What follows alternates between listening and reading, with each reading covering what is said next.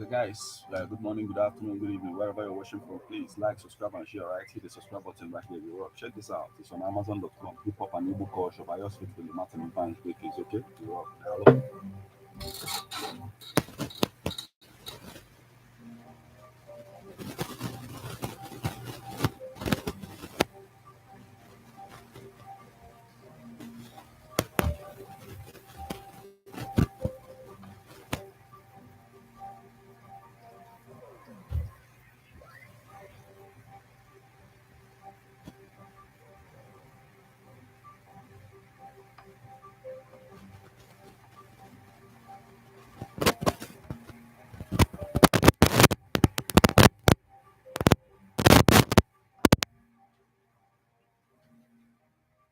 You're tuned to Ebona the 103.5 FM, and this is Political Assembly on Ebona the FM. This is the time when we get to talk about our political situation in the country. I remain Martin Ifeanyi Chukwu Ekezie.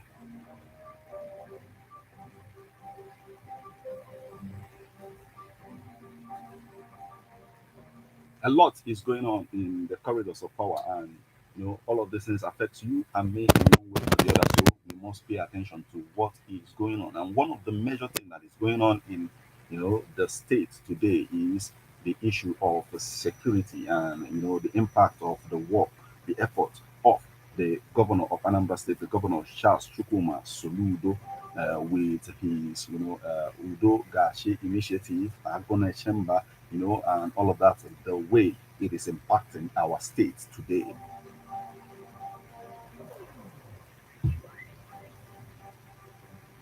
Even with one or two security issues in the state, the people can testify to the fact that there is a lot of change in the way these things happen.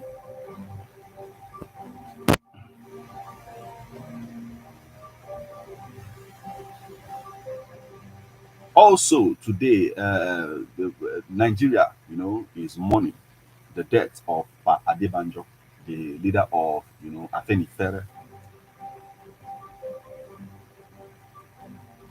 Yes, when it comes to a situation like this, that's where you see that Nigeria is one family, because his activities unifies us all. During the election, he threw his weight on Mr. P2B, the candidate of Labour Party, the presidential candidate of the Labour Party, because he believes in oneness.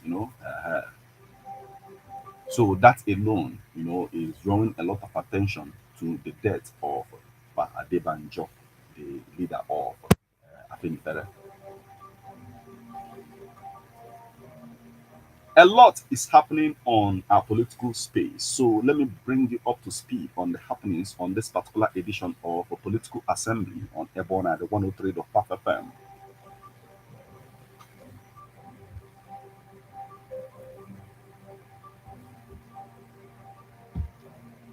The first story we have for you this morning is Soludo.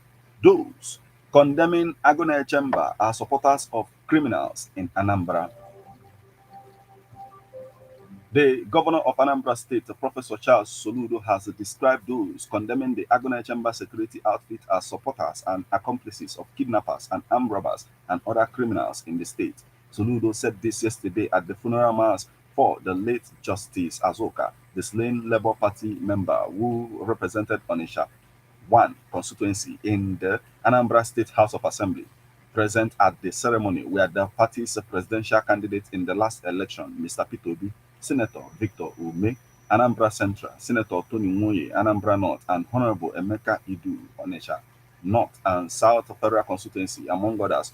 During his remarks, Governor Soludo promised to ensure that the family of the late lawmaker did not lack anything. He said, they murdered justice, and we will give them justice. No two ways about it. We are so shocked by the way the youths of these days are taking human lives. Many people have in the past been kidnapped and ransoms were paid and they were released. But youths of these days kidnap and kill their victims even when they have collected ransom. We must condemn what they are doing and it must stop. We will not allow them to continue the wickedness. Some people are. condemning the security outfit we set up, and even calling me names, but we don't care about what they are saying. Anambra must be secured to be the most secure state in Nigeria. The people condemning the Agunechemba security are the people who celebrate those working with kidnappers and armed robbers who terrorize us. We are not against traditional worship because there is a freedom of religion in our constitution. But if you are preparing shams and doing other fetish things to protect kidnappers and armed robbers, we will never allow you to operate here. The kidnappers have crossed the line and we are after them now. I must doff my hat for Asaba, Professor Epiphany Azinge, who has responded to what we are doing in Anambra State. Immediately, he discovered that these criminals we are chasing out from Anambra are moving into Asaba. He read his own riot act to them that Asaba will not accommodate them, and he has set a machinery in motion to shake crime in Asaba. That is what a good traditional ruler should do. I want our Anambra traditional rulers to emulate him, he stated.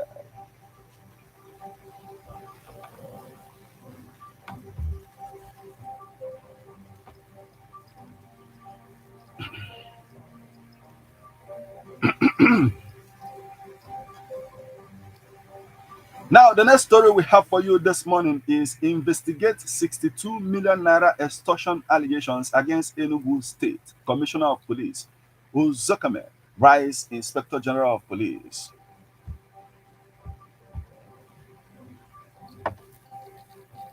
The Enugu State Police Command is under increasing scrutiny following allegations of extorting 62 million naira from businessman Mr. Olu Abu by the state's anti-kidnapping unit. The situation has escalated with the involvement of Police Commissioner Mr. Kanayo Uzebu now being closely examined. Recent reports indicate that Abu was pressured into transferring the substantial amount to various accounts allegedly controlled by police officers. The incident is part of a troubling trend where high-profile individuals are falsely accused of being affiliated with the indigenous people of Biafra to facilitate extortion. In a detailed petition to the Inspector General of Police at the Nigerian Police Force Headquarters in Abuja, constitutional lawyer and the senator and the senior advocate of Nigeria, Professor Mike Ozokeme, outlined Agbo's distressing experience. The petition describes unlawful arrest, detention, and extortion carried out under the pretense of combating terrorism and IPOB activities. Mr. Abu, a law-abiding citizen residing in Lagos, reportedly became a target due to a fabricated scheme orchestrated by his business associate, Michael Ume, who, with alleged support from the Enugu State Police Command, accused Agu of IPOB and Eastern Security Network affiliations following a business dispute. Mr. Agu was arrested on December 26, 2024, and has since suffered severe mistreatment, intimidation, and financial coercion. The extortion operation, which reportedly involved notable figures such as one Honorable Oshi Nonso and an individual known as Daddy White, resulted in Mr. Agbo relinquishing 62 million naira to false charges. Nonso, allegedly introduced by the police commissioner, collected 20 million naira purportedly on the commissioner's behalf. Additionally, the investigating officer demanded 2 million naira to modify Mr. Agbo's coerced statement with new threats for an extra 100 million naira, jeopardizing Agbo's safety and financial stability. Professor Ozokeme petition calls for an immediate and comprehensive investigation into the unfounded allegation against Mr. Abu, the cessation of ongoing threats, and the return of the extorted 62 million naira. The action of the Enugu State Police Command, as detailed in the petition, represents a significant violation of legal and ethical standards, raising serious concerns about the integrity of the police force. As the scandal develops, public attention intensifies with calls for accountability and justice for Olu Agu and other potential victims of the police misconduct. The request for intervention by the Inspector General of Police signifies a pivotal movement. Okay, the pivotal moment in addressing corruption and abuse of power within the Nigerian police force.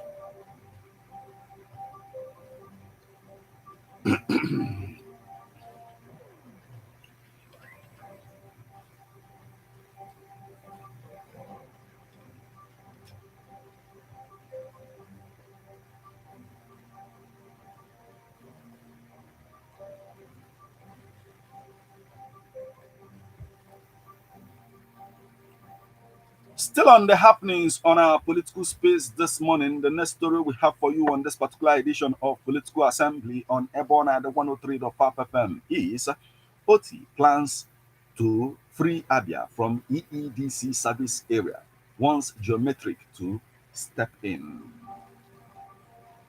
Now, Abia State Governor Alex Oti has expressed his determination to pull off a planned deal that will make the state acquire 60% stake in the power asset of the Enugu Electricity Distribution Company (EEDC). The deal would ultimately free the Umuahia ring fence area, comprising 8 local governments,